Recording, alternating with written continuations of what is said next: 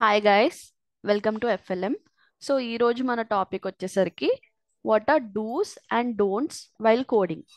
అంటే మనం ఇప్పుడు కోడింగ్ చేస్తుంటాం కదా, చాలా మంది ఫ్రెషర్స్.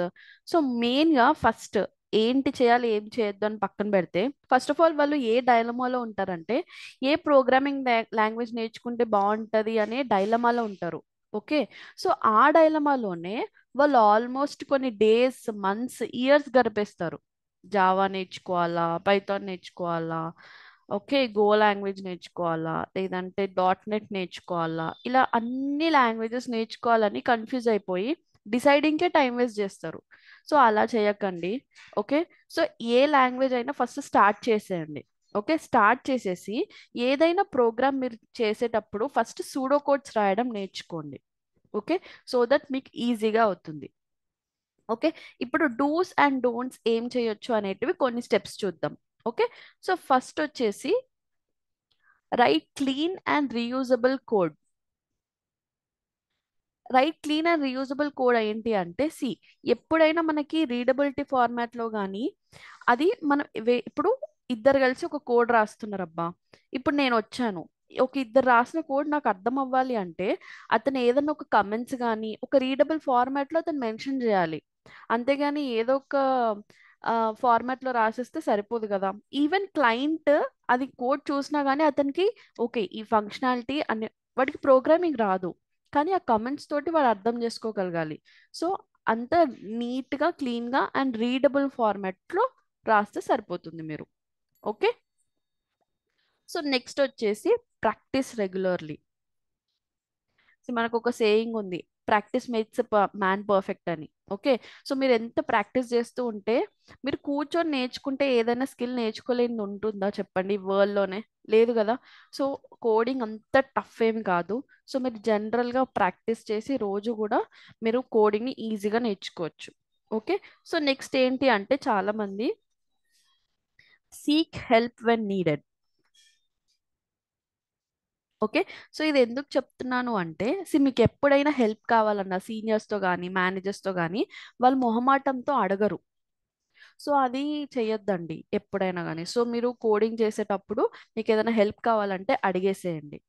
ఓకేనా.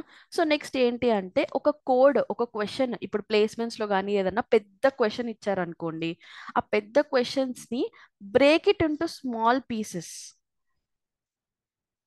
స్మాల్ స్మాల్ చంక్స్ ఫార్మాట్లో చేసి ఆ ప్రోగ్రామ్ని సాల్వ్ చేయడానికి ట్రై చేయాలి. ఓకే, సో ఇప్పుడు ప్రోగ్రామ్ ఏదైనా ఉందనుకోండి, సపోజ్ ఫిబొనాసి సిరీస్. సో ఫస్ట్ ఏం చేయాలి, స్టెప్ బై స్టెప్ ఏం ఫాలో అవ్వాలి, 2 నంబర్స్ ప్రీవియస్ యాడ్ అవ్వాలి. సో దానికి ఏం చేయాలి, నేను లూప్ వాడాలి.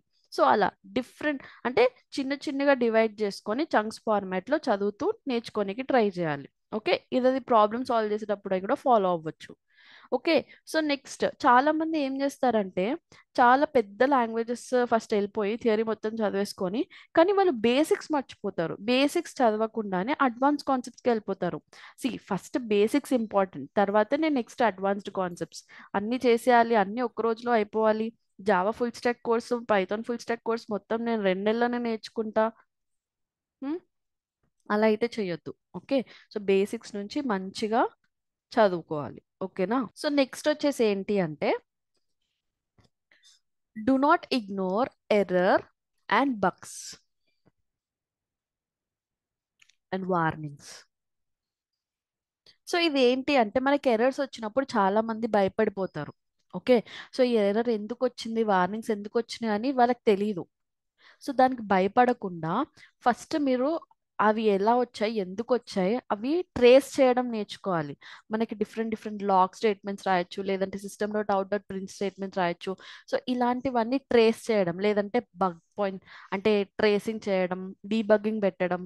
సో బగ్స్ని కూడా సాల్వ్ చేసే మనకి డీబగ్గింగ్ అని ఉంటుందండి,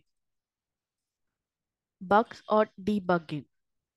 సో బగ్స్ ని సాల్వ్ చేయనీకే డీబగ్గింగ్. ఓకే, సో మనకి ఎక్కడైనా ఎర్రర్ వచ్చింది అనుకోండి, లైక్ సంథింగ్, సో ఆ ఫీచర్స్ ని మనం కొన్ని బగ్స్ టెస్టింగ్ వాళ్ళు త్రో చేస్తారు. ఓకే, సో దాన్ని డెవలపర్స్ ఏం చేస్తారు, మనకి జావాలో చిన్న చిన్న డాట్స్ పెట్టుకుంటాం ఎక్లిప్స్ లో. So that is nothing but debugging. అంటే ప్రోగ్రామ్ లో ఎక్కడ ఏం జరుగుతుంది అని మంచిగా ట్రేస్ అవుట్ చేసి ఏ స్టెప్ లో ఫాల్ట్ వచ్చిందని వాళ్ళు ఈజీగా కనబెడతారు ఆ డీబగ్గింగ్ త్రూ. సో అది కూడా మీకు నేర్చుకొని ఉంటే కొంచెం మీకు హెల్ప్ అవుతుంది. ఓకే. సో నెక్స్ట్ చాలా మంది ఏం చేస్తారంటే కోడ్ని కాపీ చేస్తారు. సో అలా కాపీ చేయకండి. డిఫరెంట్ డిఫరెంట్ వెబ్సైట్స్లో నుండి క్లోన్ చేసేస్తారు.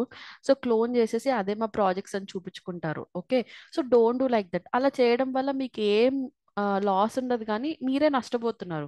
ప్లేస్మెంట్స్లో అప్పుడు కానీ మీ రిక్రూటర్స్ అప్పుడు మీ ప్రాజెక్ట్ ఎక్స్ప్లెనేషన్ చేయమన్నప్పుడు మీరు అక్కడ చేయలేకపోతారు. ఎందుకంటే మీరు అక్కడ ఏం యూస్ చేశారు, ఏం టెక్నాలజీ యూస్ చేస్తున్నారు అనేది మీకు ఐడియా ఉండదు.